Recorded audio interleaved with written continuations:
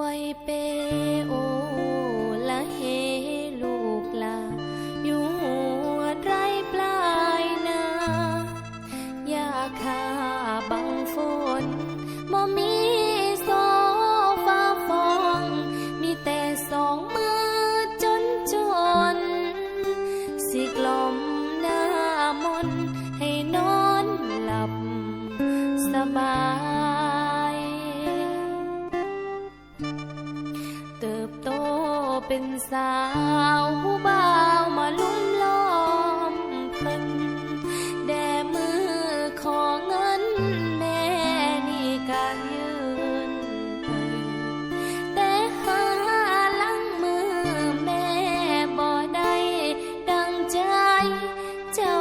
ก็ด่าตะคอกใส่บ่เห็นใจแม่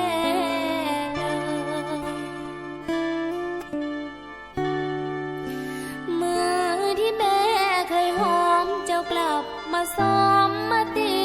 แม่ทางที่แม่ดูแล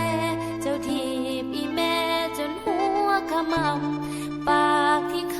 ยป้อนเขาเจ้าด่าเจ้าเว้าบาดใจช้ำเว้าใส่แม่จ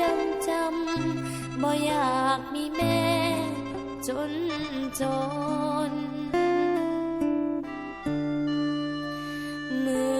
ไว้เป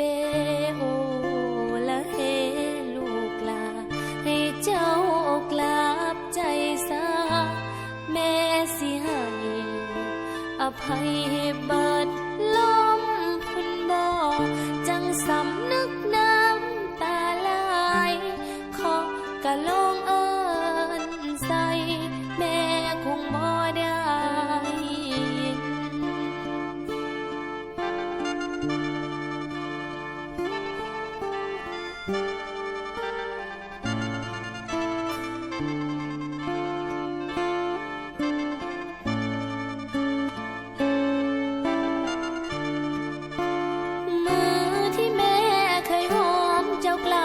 มาซ้อมมาตี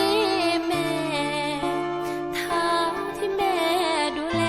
เจ้าทีบอีแม่จนหัวขมำปากที่เคยป้อนเขาเจ้าด่าเจ้าเว้าบาดใจช้ำเว้าใส่แม่จำบ่อยากมีแม่จน